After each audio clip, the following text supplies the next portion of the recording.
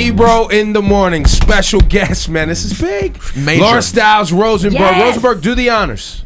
I mean, the icon, the legend, the man himself. He's still killing it. Jerry Springer. Jerry. Please, Jerry. please, don't get up. How often do you get the Jerry chants on the street? It's pretty constant, but the worst place is, you go to a football game, right? And, these big stadiums, and then you got to go to the men's room.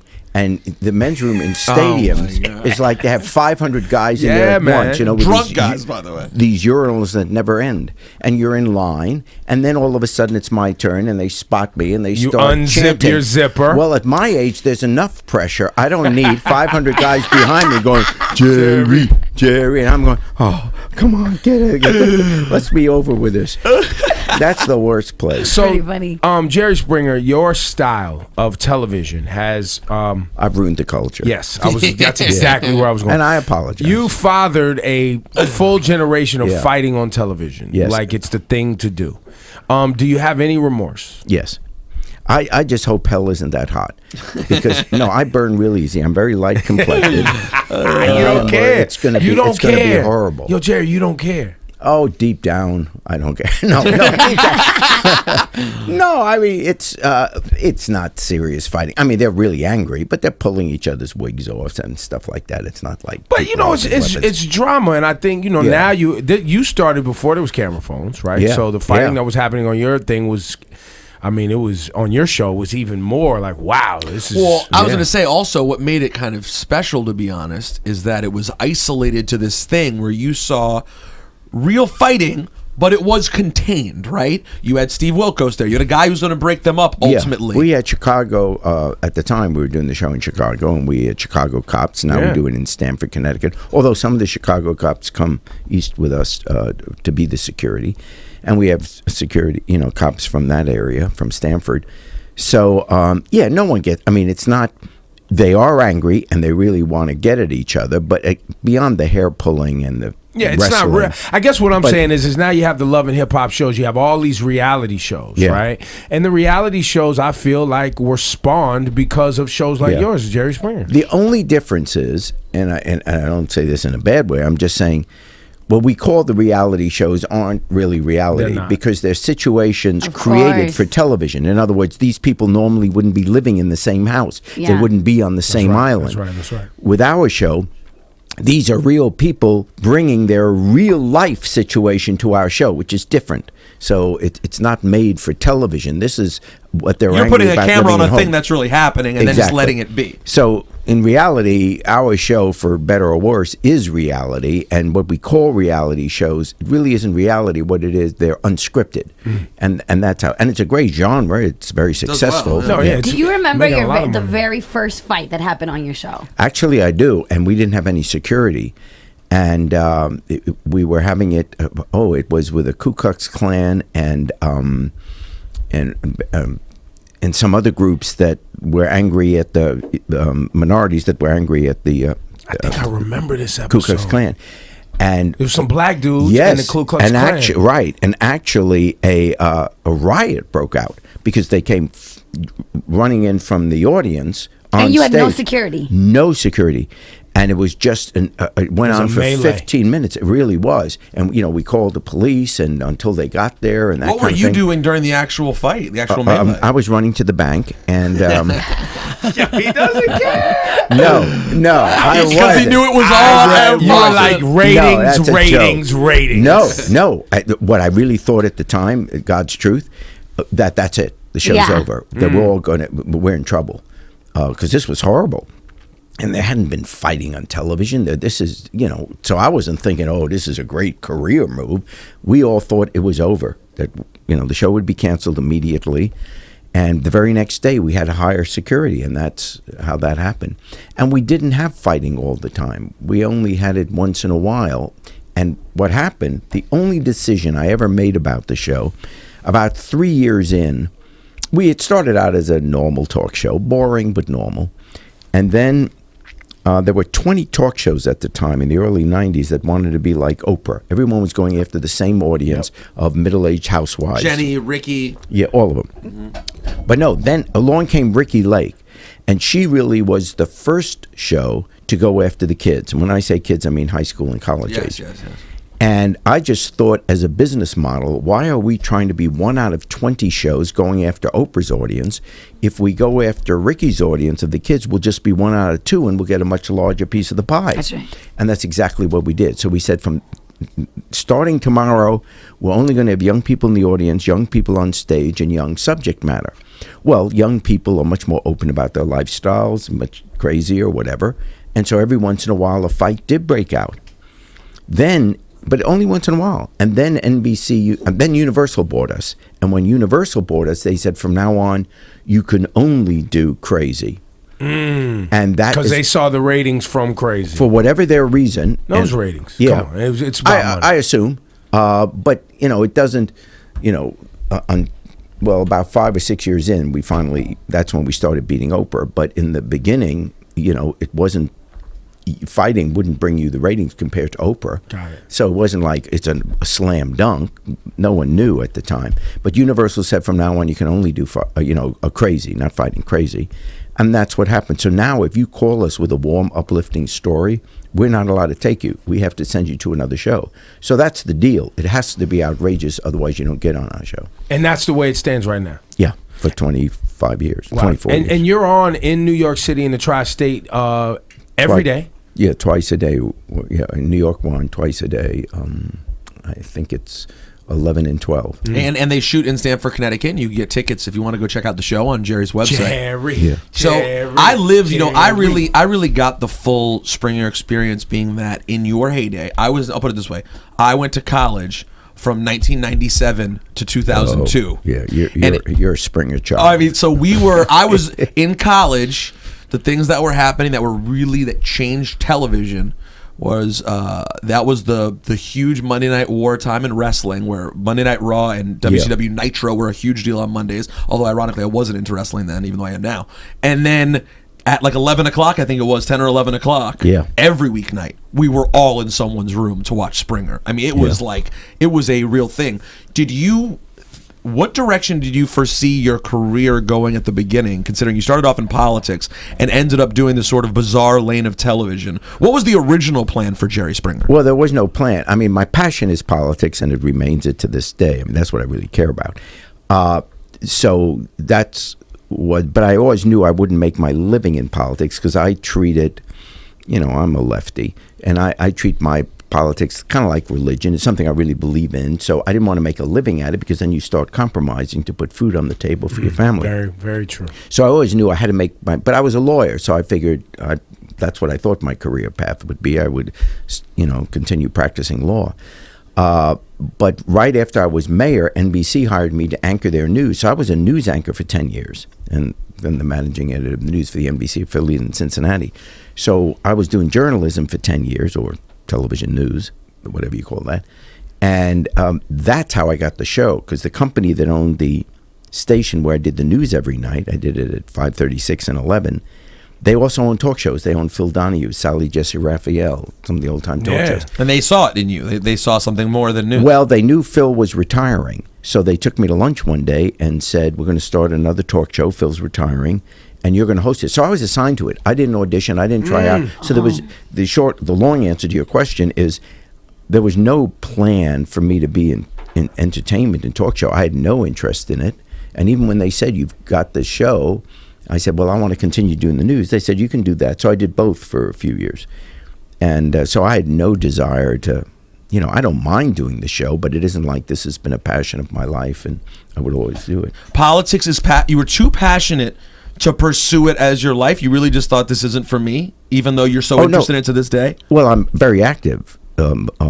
I spend at least one day a week doing politics. I'm very active in the Democratic So what does that Party. mean? So how do you participate with the Democrat? I travel the country, spend a lot of time in Ohio, which is the base of my politics, giving speeches, raising money, organizing, involved in campaigns. That's what I do. And then I make my living going to a television studio and doing causing a ruckus out here. Are you excited about Hillary's announcement? Yeah, I am. So are you in for Hillary? Oh, absolutely. Yeah, I love her. There's no other Democrat that could come along that you would prefer to Hillary? Right. There is no other one. I mean, I love Barack Obama, but he can't run again. No. So, yeah, I love Hillary. I'm a lefty, and but not to get too serious here. But, no, go ahead, because I was going to ask you some things about the political landscape after you finish talking. Well, here's the bit I'm on now is to let you know, we watch these cable news shows, and people, and it just drives a lot of people crazy. Fox or CNN or whatever. Because they're constantly saying, "Oh, America's conservative. Oh, we're a right-leaning country," and that just is not the truth. The truth is, liberals always win. Liberals always win. Now, it may take some time, but in the end, every major thing we're proud of here in America has been a fight that liberals ultimately win. 150 years ago, conservatives tried to keep slavery. The liberals won. They abolished it. In the 20th century, conservatives fought civil rights. The liberals won. We have an African-American president. Conservatives fought against women's rights. We may have a woman president. It's not equal yet, men and women. Men still get paid more for the work they do, but it's getting closer and closer. Conservatives fought against Social Security. Now you talk about taking Social Security away from senior citizens, they'll go crazy. Conservatives fought against Medicare. They fought against Medicaid. They fought against gay marriage. Gay marriage. They're fighting against marijuana. Every issue you can think of in America, initially conservatives fight against it. Ultimately, liberals win. And the liberals win because most people want to be free. Most people want to let people live their own lives as long as they don't hurt anybody else. We're a liberal country. I can go into the most conservative neighborhood in America, the most conservative. And if I can talk to the kids are watching the same movies, listening to the same music, living the same lifestyles. Right. When I did my show in 1991 in Cincinnati, the first year of the Jerry Springer Show was in Cincinnati, we did a show on interracial marriage. There were protesters outside the studio because we were talking about interracial marriage. In the 90s. In the 91. Yeah. And now we have a president who's the product of an interracial marriage. I mean, talk about and now we consider it mainstream. If I came in today and said, this morning show, I'd like to talk about interracial marriage, you would laugh at me and say, well, what are you talking about? Oh, there's an interesting subject. Gee, that's controversial. Way to be edgy, Jerry. So, wow. So everything that the liberals ultimately beat the conservatives on in time will become mainstream, and you won't even consider it liberal anymore. Jerry Springer is here. We're having great talk. Now, Jerry, let me ask you, do you believe that the content on your show, because the monologue you just ran through was amazing. I loved it. Yeah. It was great. But do you believe the content on your show sometimes discredits some of the awesome things that you stand for and say? Not at all. What I love, look, the show's stupid. But what I defend the show and what I like about it is that there's no censorship. What I like about the show is that we never gave in to the concept of, this doesn't look appropriate. Let's only run this. Before we started, and it's not just our show, but pretty much before we started, American television was all upper middle class white people.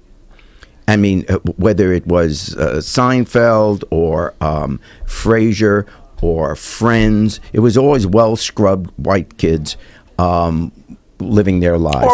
Or even the Cosby Show was well scrubbed, but you did have good times before that. But if you were African American, you had to be a doctor living in the suburbs. That's right. So American television only showed an upper middle class white perspective. I'm not saying there's anything wrong with that. I'm part of that.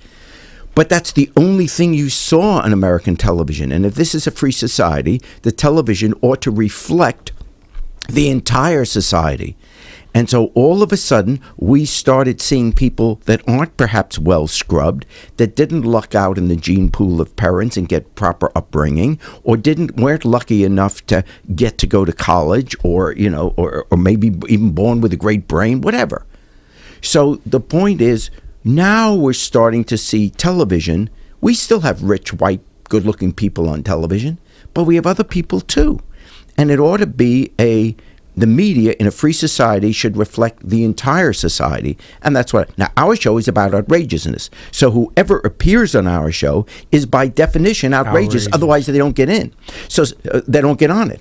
Now, sometimes I hear, let's say, from the transgender community, when someone, a transgender person comes on, they made, they look They're so a clown bad. or whatever. They're clown. Well, everyone on the show is a clown. When white people come on the show, they're acting crazy. That's right. When Southerners come on the show, they're crazy. When Northerners come on the show, they're crazy. Whoever, that's why you're on the show. Listen, we just want to hear from you, man. So, because sometimes as a viewer, you're like, yo, this guy's running a circus. Does he know he's running a circus? Yes. Is he running a circus on purpose? Why is he doing this? It is a circus, and it is. But that's what the show. If I was hired to do a show about basketball, then all my guests would be basketball players.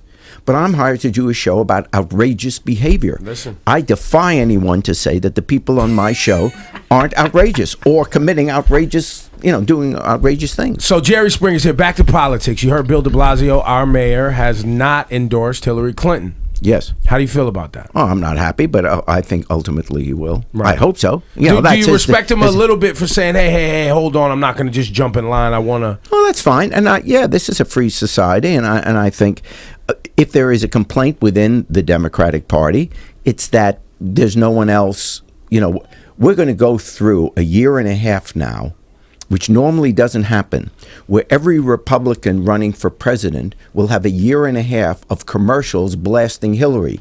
They won't want to blast each other because they're going to try to behave. Because they got to go after her. Yeah. So therefore, now, if Hillary had opposition, then the Republicans wouldn't be blasting her because they don't want to anoint her as the candidate. So wait a minute. We're being trolled. De Blasio and Obama not backing up Hillary gives another story and creates some sort of conflict within the Democratic Party to make the next 18 months appear a little bit more tumultuous for the Democrats, so maybe it slows the Republicans down. Is that what I'm hearing you say? Well, no, I just think it's a reality that, look, Hillary's going to be, barring some unforeseen circumstance that we don't know. It could be health. It could be, God forbid, something horrible happen. Whatever. We don't know. But assuming everything is as it currently is, Hillary's going to be the candidate. And, that's pretty hard to dispute. And everybody knows that. So knowing that that's the circumstance, it gives the Republicans a free year and a half going after her. She can't go after any particular Republican because she doesn't want to make that Republican suddenly the candidate. So she's got to take a beating. So it's going to be a year and a half of taking a beating until now. They can also overplay their hand. And I think going into the last 2 or 3 months, you see, it doesn't really matter anymore. I'm not saying this will always be the case, but it seems we've reached the point in America right now where it almost doesn't matter who the actual candidates are, because by the time you get through the whole process and you're the candidate of either party for president, you're at least qualified. We may not like your views, but you're not some. The bozos kind of get knocked off on the side. So I may not have wanted McCain to be president or even Romney to be president, but it wasn't like they weren't competent. They were credible. They were credible. Sure. So that happens in both parties. We're going to get credible people. So in the end, even though people like to say, gee, I'm independent, the truth is most people already know whether they're going to vote for a Republican or the Democrat. People who... I said before that liberals always win. We're a liberal country. That doesn't mean we always say we're liberal. We somehow feel more grown up once in a while saying I'm a conservative, I'm a businessman, I'm a grown up.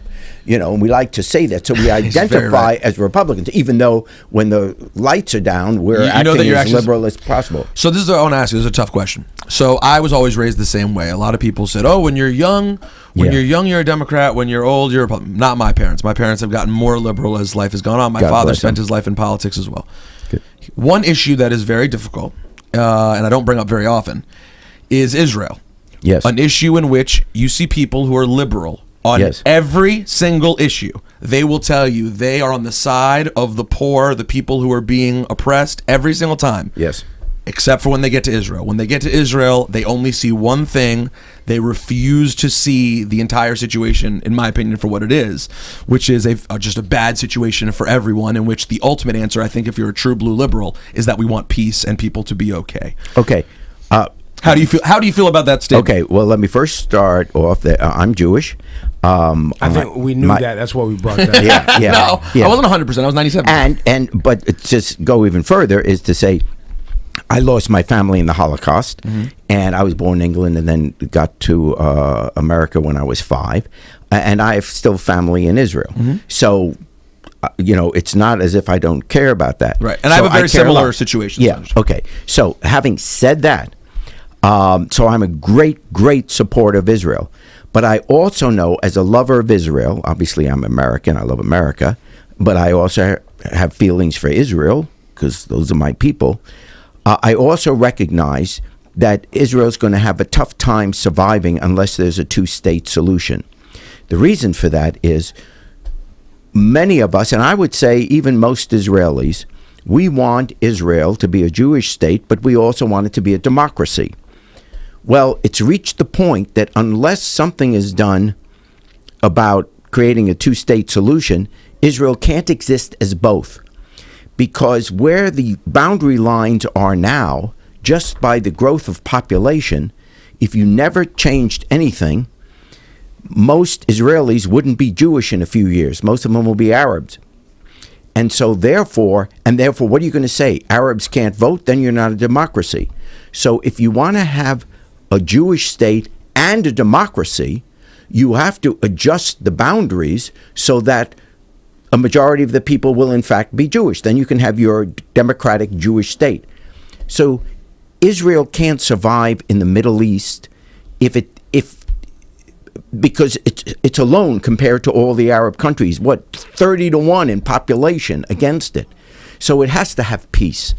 And there has to be a Palestinian state for humanitarian reasons as well as anything else. And so for Israel to survive, I want a two-state solution. Yes. And a two-state solution means that Israel as a state recognizes the Arab people, the Palestinians, and recognizes the people who live there that are Jewish. And makes fair please let's not forget the very first sentence, that the Palestinians the Arab world has to recognize the right of Israel to exist. Got it.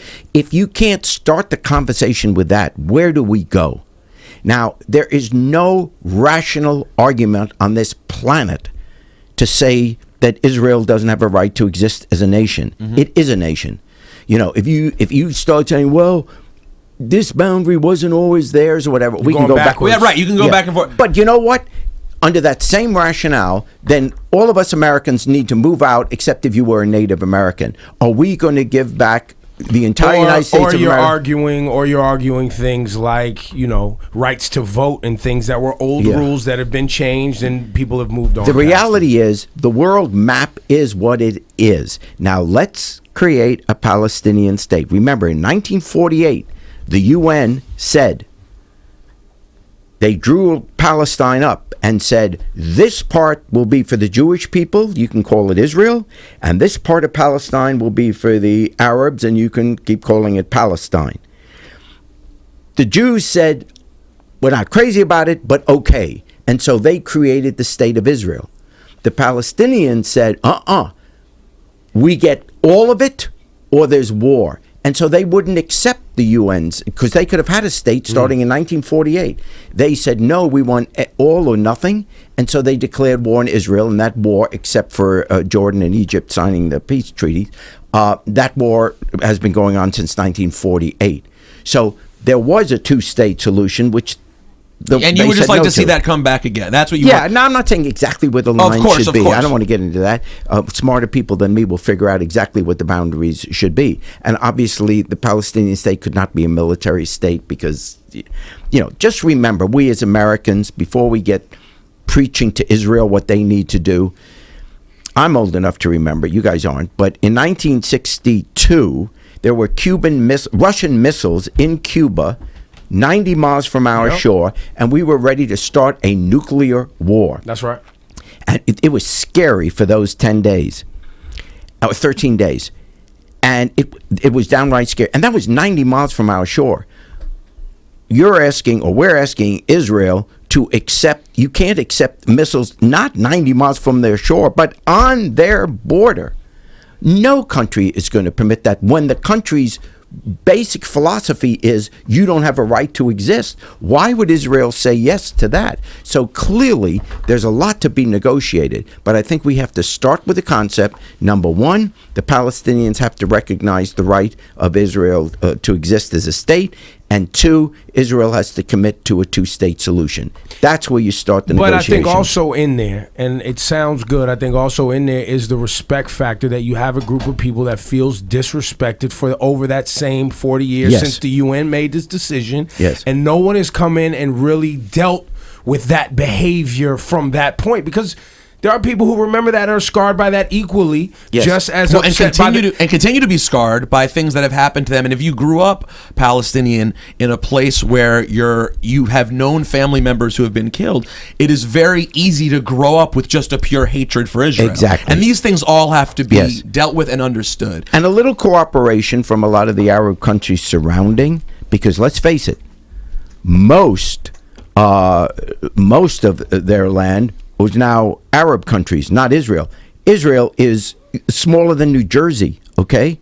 So when you look at them, and the one place in the Middle East that Considerably doesn't have nicer oil, than New Jersey, though. Yeah. Considerably nicer. I mean, New Jersey's got some nice New beaches. Jersey does have Yeah. some nice places. I I hear should Tel say. Aviv's beaches are amazing too. So It's beautiful. if we're looking for homelands for the Palestinians, which is fine, let's stop just pointing the finger at Israel. What about all the Arab countries there which refused to take them, and they're scared to death?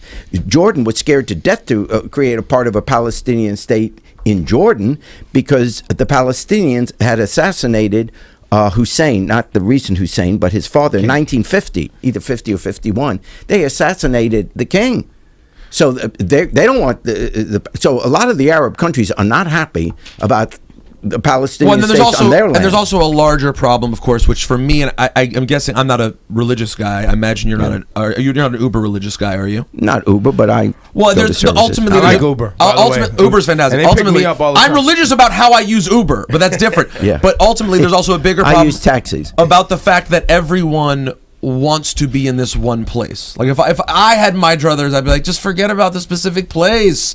You take Montana, you take Delaware, it's all land. But anyways, that's a different conversation. Because every major, I don't want to say every major, but the major religions that we know about, from Judaism to Christianity to Islam, they all have their ties. Thing right there. in Jerusalem. Well, guess what? Yeah. That is terrible location planning, I have to tell you. Yeah. By the way, not more importantly, I'm being sarcastic, relax. Why do you still use taxis? He's white. He's a white male. They pick him up. He's an old No. white But male. they're still I stopped- dumpy. They're I No. stopped using them. I was like, No. yo, there's something else I give my money to No. that I don't have to have problems worse. with. I'm going with Uber. Of course. Oh, I'm sorry. You don't have a limo? Exactly. He doesn't take taxis. He's Jerry Springer, for God's sake. Loser. Oh my God! Now, speaking of Jerry being joking around in that way, Jerry, let's go back about a year to the Pix 11 New Year's episode. Oh my Do you God! remember Yes, that? this is so good. Oh, right. Yeah. Yes. Wait. Ebro, you happen to have seen this footage? I don't You have any haven't? idea what you're Let's talking about. cut to the footage no, right this was- now. this was This bad. is Jerry Springer on okay. New Year's. It's iconic. But this is great. And so you guys, are you partying for the Super Bowl Sunday? Where are you going to watch the game? We're gonna watch the game somewhere downtown. I in guess the you don't penthouse. have enough money to buy a ticket. Oh, Francie. Oh, all that Rolex, and he can't afford a ticket today. Too cold out there. Maybe, I know. Maybe you can listen to it on radio. No, we is. Now, Jerry, you realize that in that clip, you realize you told French Montana that he couldn't afford to go to the Super Bowl. Were you drunk, yes. Jerry? Because you look No. wasted in that footage. Here's God's truth. This is God's truth. I don't drink. And that's the Really? truth. So I Really? just don't drink, period. Not out of any moral religion. Right, I you're not a just- drinker. You've done a anyone crazy- who knows me, I don't drink. You've been crazy enough your entire life. You don't need Yeah, I really, really don't drink at all. So I know I wasn't wasted. I may be Oh, my wasted God. mentally, but So, Yeah. because you realize that in watching it, it's such a hilarious thing, and like no one Yeah. would disrespect you because you're Jerry and everyone's got love for you. If any other dude told a rapper, a known rapper who likes to stunt and have money, you couldn't afford the Super Yeah. Bowl, that would be like a war. yeah, it was funny, and he turned out he's a great guy. I mean, he was He's really wonderful. nice. Yeah, and he by really the way, is. can go to the Super Bowl as many times as Yeah, you like. Exactly. Exactly. You You'll guys, be in his Okay. suite next Yeah. year. Jerry Springer, his show is on what channel every day? It is on Channel 11, Pix, Pix every day. 11. Oh, and one quick thing about that. Yeah, we're on every day at 11 and 12. But coming up now this month for the May sweeps, it's you pick a May or whatever. If you go to jerryspringertv.com, you It's get to Make It Happen May, Jerry. Make It Happen May. Jerry, There you come go. on, come And on. if Way you to go get to it, Jerry. jerryspringertv.com, you can pick out, because it's our 25th year coming up, you can pick out your favorite fight. We're going to show you the various ones you choose. We're going to have a poll on the best fight, the best stripper, the best. It's unbelievable. The It'll only be great. fight that Huge- people want to see Yeah. is Springer punch Maury in the face. Is that the beef you're fighting working for? That's what I want to on. see. I like Maury. No, I bet you do? do. He's like- yeah, he good. stole your whole blueprint, bro. Yeah. No, He stole does. everything from you, except the paternity No, test no. started with you, man. No, we Who don't. started do the paternity? Back He in the did, I day, think. didn't you start a paternity? You had some No, paternity tests we on never your show. deal with any. Never. Ever. So We- he did it first. Yeah, we don't do anything that's serious. See, I consider, and that's not to say he shouldn't do it, but we don't. I mean, I don't want to do That's too anything heavy. that's. Yeah, I don't want to do. We're a circus, so people get angry, but it's about dating. And tomorrow they're angry today, and tomorrow they're dating someone else. So we don't do anything that's life changing. When you do something like a paternity test, that really is life changing. We don't do it. I don't want to do too that. heavy That's for me. you. Have you ever had, Yeah. last thing, Jerry, and before we let you go, when you've had those moments when like you had like some grand wizard on in the clan and stuff, listen, you're a Jewish guy, they hate you too, obviously. Yeah. You're disgusted by their views in general. How do you keep it together and manage to be a rational, centered host when you're dealing with people like that? Well, it'd be just like if I were when I was doing the news. Sometimes in the news you deal with murderers. You gotta. If my job is to host outrageousness, then and the deal is there can be no censorship. I'm not allowed to say, well, here's something I don't like. So I can have all these other issues which other people find offensive, but if it's offensive to me, you can't be on. So I have no right to say that. I may personally get. Once I did lose it early on. You throw a punch? Well, no, but I was ready to. And no, what happened? It was early on, and there was this guy who was on, was a neo-Nazi. And he started, he says, and he knew my family had died in the Holocaust. So he said, if I had your mother, I would have turned her into a lampshade and stuffed her into the trunk of a car. Well, someone says that about your mother. I don't care how cool you are. That's just like the last thing. So I go up on stage, and he's sitting down in the chair, how they always sit there, and I'm pointing my finger right at his face, and I said, you shut your blankety mouth. But all of us, and the crowd is stunned. All of a sudden, he stands up. He's like 6'6". He's going to hurt me. Thankfully, and I'm thinking, this was not smart. All of a sudden, all the security runs on stage, throws him down to the ground. And then once he's down on the ground, I'm going, come on. That's the best move, Jerry. A man after my own heart. But I was scared man. because I'm pretty much of a wimp. I mean, I couldn't. But have you ever anyone gotten can beat me up. have you ever gotten hit or got into a fight No. during the show? No, because, except, Anyone took a cheap shot? No, actually not. Because let's face it, other than, let's say, that guy and maybe a couple, no one comes on the show. You're going to be a fan of the show, otherwise you're not going to come on. Right, so if they don't like me, right. they're not going to come on the show. When they come on the show, they're not angry at me. Most of them are really happy to be on the show. When the show's over, they're like everyone else. Jerry, can I have a picture? What's a good restaurant to go to here in Stanford? I mean, it's just, you know what? Here's the lesson of the show. We are all alike. Some of us just dress better. Some of us just had better luck in the gene pool of parents. But we are all alike. Everyone wants to be happy. We get upset when we're sad. Some of us are lucky enough to have better language, so we know how to deal with it better. But we're all alike. I can open up any newspaper in America on any given day, and by the time I get to page 3, I've got 20 shows. It's there every day with everybody. Rich people, famous people, powerful people do all the same things. They just dress it up better. Jerry Springer, ladies and gentlemen. You end it like that. Jerry.